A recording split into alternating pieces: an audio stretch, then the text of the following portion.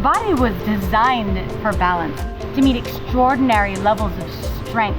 We're capable to meet great demands, like the demands of a 13 or 17-hour race, the demands or the pressure from our work. Our bodies were designed to heal and recover and to thrive and flourish through challenges, even like COVID-19. But only when the demands of our life or our stressors are met with the demands of our needs.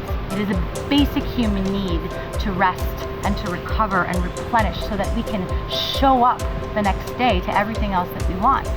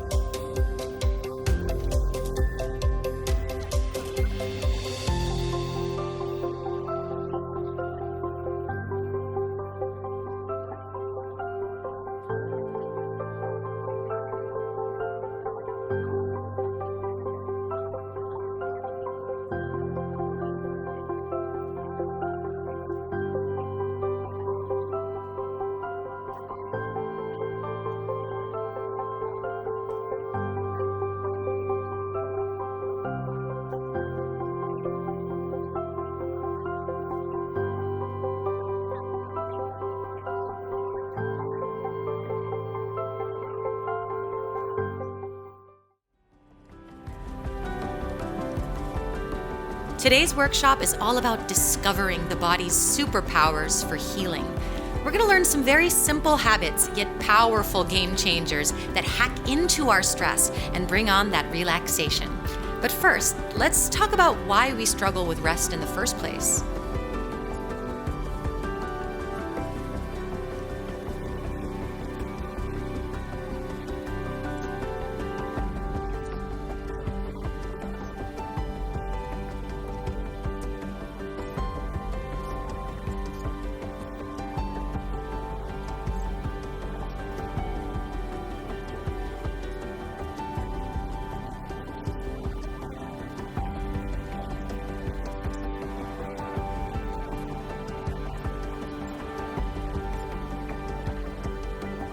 By the time I was around 29, I became a complete workaholic. It wasn't until like about 7 years later that I had to go in surgery and like go on medical leave to pull myself out of that world. That's when I really was able to take rest, because during that workaholic times, I was living on 5-6 cups of coffee a day, still doing emails until like 2 in the morning, and then I'd be back in the office by about 9 or so. There's stress, and then plus I was drinking alcohol most nights, I think. But that builds up, after years of doing that, and I think I'm still paying the price for those lifestyle habits nowadays. That affects your energy, it affects your mood, it affects your cognitive ability. So you're basically you're handicapping yourself. Yeah. I like to try and think of when you're on your deathbed and you look back at the things that you did it really matter or not? I used to play basketball, right? And again, I played into that whole paradigm of the rat race and the hustle. And, if you're not working hard, someone's out there working harder, and he's going to take your spots. And my coach knew this, right? So he would give me an earful, you're a human, you're not a machine. Even a machine has to get a tune-up, And I had to kind of restructure my perception of what working hard is.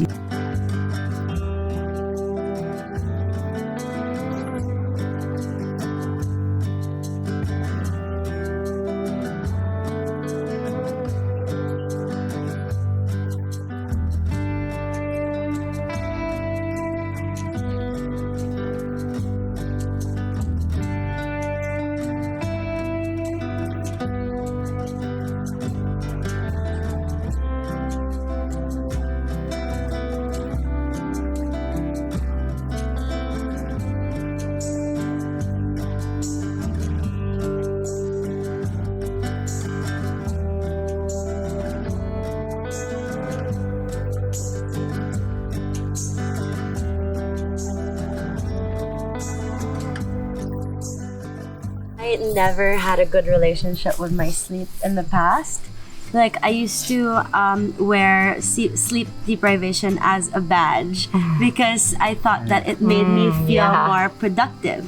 Like, oh yeah, I slept at 3 a.m. yesterday because I was working, or you know what I mean? Feel like sleep is the cornerstone to my well-being, and it's the best self-care practice that you can give yourself that's free. The more I give myself permission to rest and honor my rest, then the more productive I actually am. Sometimes we feel like we don't have enough time. That's why I gotta do it now. You know, because if you rest now, it might not happen soon. So it's really that too, you know, you have to accept and you have to tell yourself that you're not in a race. You know, you have your own pace. You know, you stick with what works for you, and you know, you don't have to please everyone and, you know, work your butt off, die for someone just so that you get to that level that whoever created, right? Yeah, exactly. Like, who is they anyway? Who determined this, you know, level of success, you know?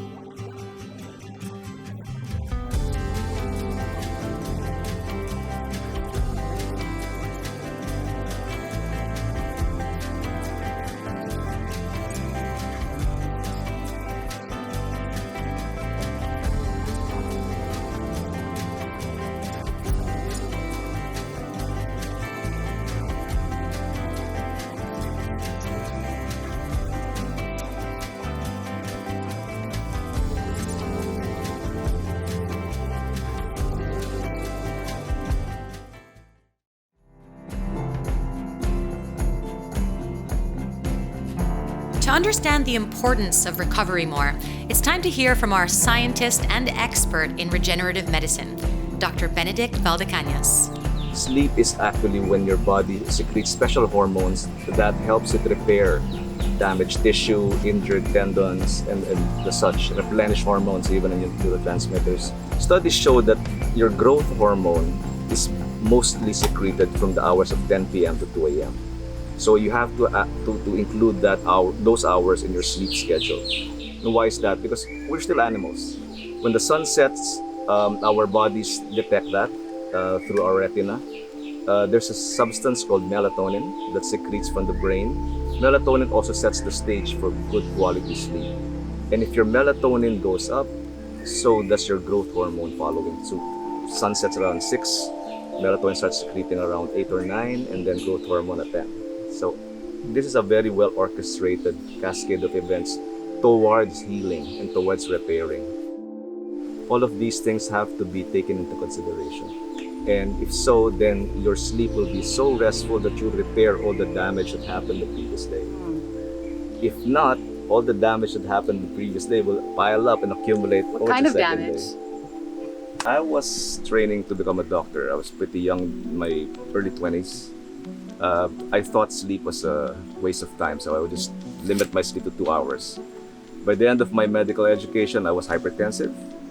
I had the worst allergic rhinitis and other problems at around age 28. So then I started studying and turning my life around because I didn't want to spend the rest of my life on maintenance medications. I have one question to you. Yes. In the medical college, they don't teach you that if you sleep less, you have these kind of problems. They don't prevent the sickness. They just heal. No. In fact, they give you so much exams that you really have to sleep less. There's a thing now that we call sleep hygiene, wherein your sleeping quarters should be the right temperature, the total darkness, no auditory distractions, no optical distractions like a night light or blinking of an alarm clock.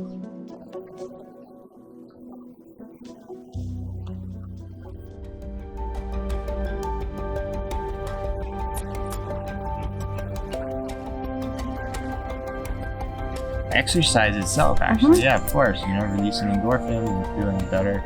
Like yesterday, after our workouts and all the gratitude and the practices that we did, you know, you feel lighter, you feel more relaxed. But if you get at least a little bit of that, that's resting. Yeah. You might sleep better that night. It's like what you said about mindless play, because when my doctor first found this out, I said, what do I do? He said, coloring books, adult coloring books. I was like, what? It's like, how is that rest? It's like, you just don't be engaged. Rest does not have to be asleep.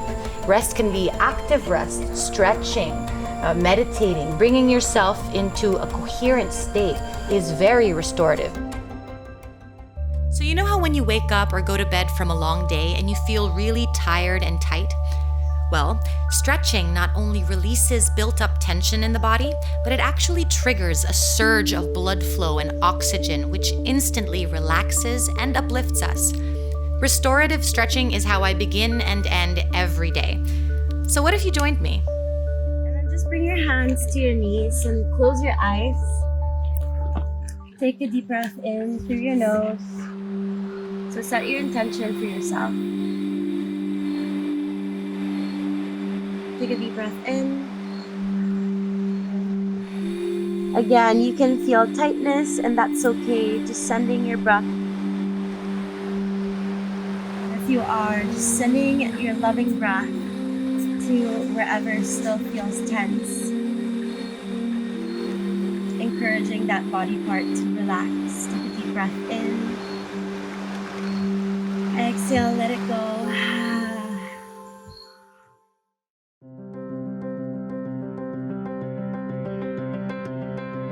Honestly, one habit I recommend to everyone is going on morning walks in sunlight.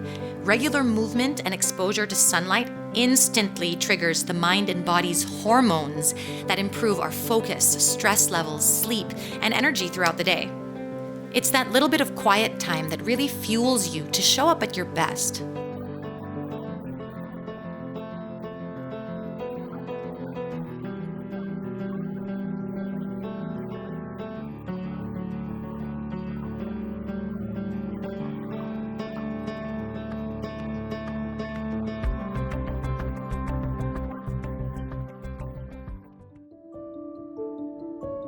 So next up, David's going to teach us how to relax our stress levels throughout the day with breathing exercises that balance our nervous system. So our autonomic nervous system controls two main things. The first is our fight or flight stress response through the sympathetic nervous system. Second is our rest and digest relaxation response through the parasympathetic nervous system. Again, with the sympathetic nervous system. All right, so again, if we are in a high stress environment, we start to get keyed up a little bit. Adrenaline starts to get pumped in our body, and our body starts to allocate faculties to be able to deal with the problem. So you're kind of awake, right? You want to move. You're ready to go. Reactive. Yeah, you're reactive, right? The breath starts to get shallow. And that's kind of like the autonomic nervous system's reaction to it, right? Your ancestors would run from a saber-toothed tiger, but we're not running from saber-toothed tigers. We're running from Instagram likes. Yeah, essentially. If we want to relax, right, we go into that parasympathetic mode. That's the rest and digest. That means we're not being chased by a saber-toothed tiger, and our body allocates its faculties to healing ourselves.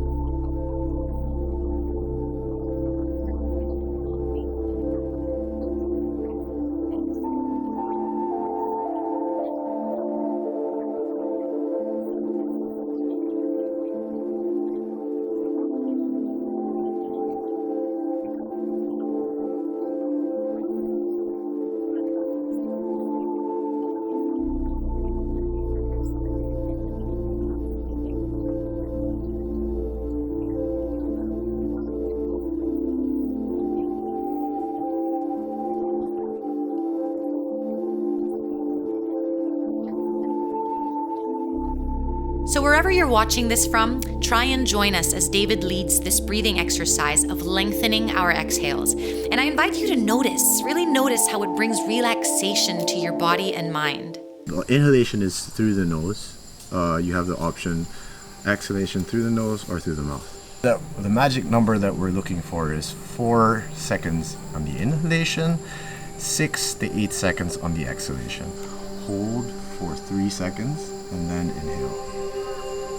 You should try to stay tall, right? Relax your shoulders down, roll the shoulders back, extend from the crown of your head. You can close your eyes and just go through it on your own.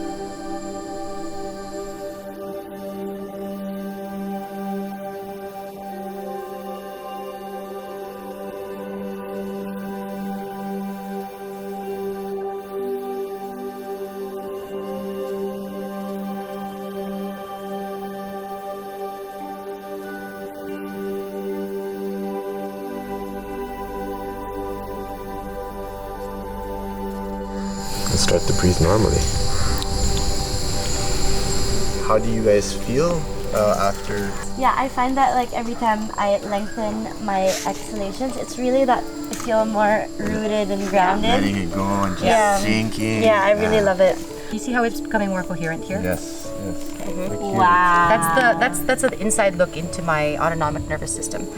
During this exercise, I decided to be a guinea pig and hook myself up to a heart rate variability monitor, which measures my stress levels. And as you can see, in just a few minutes of lengthening my exhales, I was able to instantly reduce my stress and bring my heart rates to balance, coherence, and relaxation.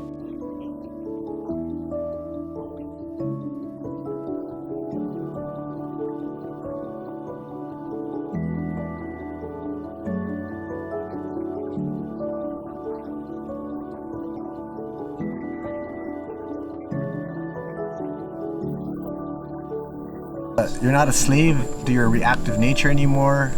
You have the ability to be able to take power within yourself and decide what kind of state I want to be in, you know?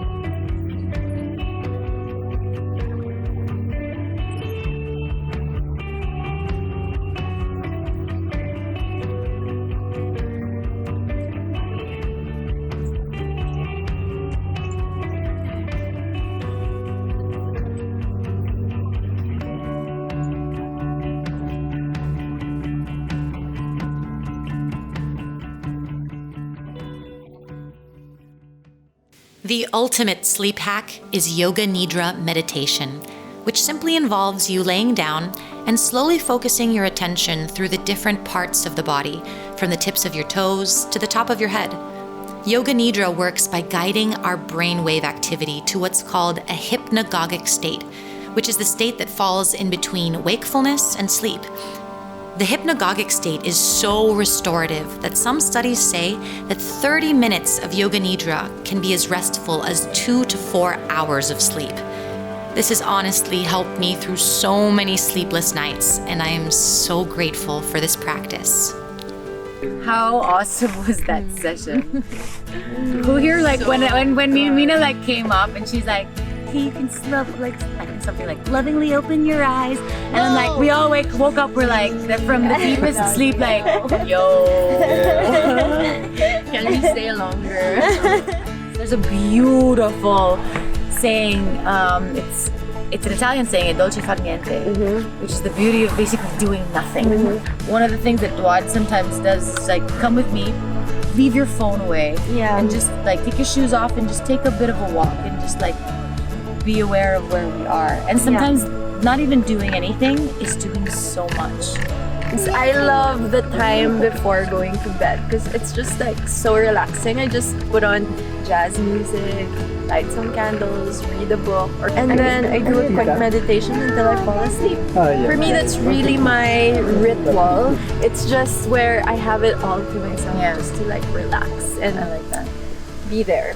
The more that we value our rest stems from how we value ourselves. You know, I have a hard time with rest. I didn't think I was worthy of rest because I thought I should be occupied with other different things. But the more that I actually try and meditate on the fact that I'm worthy of rest, that I deserve this, when I realize that I have a good relationship with myself. A lot of people struggle with finding time to, you're just so busy and whatever, and it's like, you know, I get it. You got important things to do, especially when you're trying to climb the corporate ladder or whatever, things like that. But I mean, you're basically putting work in front of yourself by not giving yourself that time or that rest, you know. So at some point, and for me it was due to medical issues, that I was forced to take time. I'm trying to remember this saying. It was like, those who do not take time for their health will be forced to make time for their health, Yeah. you know? And that's exactly what happened to me, you know. So that's why now I live by, like, one of my mantras is, if it costs me my peace, it's already too expensive. Yeah. And for me personally, I need my time under the rock. I call it under my rock, you know, where I'm just like literally solo time, just chilling out, listening to music, play games, watch movies, read a book, drink a glass of wine, and look at something like this, you know. Yeah, that sounds pretty awesome. Yeah, and for me, that's, you know, those are some of the most beautiful moments, just chilling. You are worth the time it takes to catch your breath before you break, before you burn it out. Slow it down. You're not weak, you've just been tired, and that's why you're uninspired. You will give your best when you learn to rest. To be still so you can listen. Won't you give yourself permission to find peace? Come with ease. If your peace is on the fences, then the cost is too expensive. To be well, please be well. And you will rise when it's your time. Pause the world and rest your eyes. When you wake, you'll realize that you will rise. So take your time. You don't need to compromise. So come and give your heart a rest so you can rise.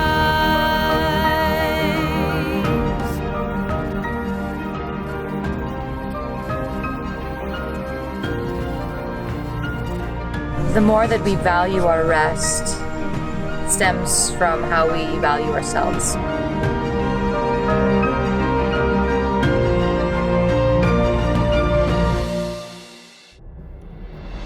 How can you be ready if you're always in a hurry? Let it go, what you can't control. Shit, it always happens. It's okay to lose your balance. Let it be. Learn to breathe. Stay a little longer. Every day you're getting stronger. You will give your best when you learn to rest. And you will rise. So take your time. You don't need to compromise. So come and give your heart a rest so you can rise.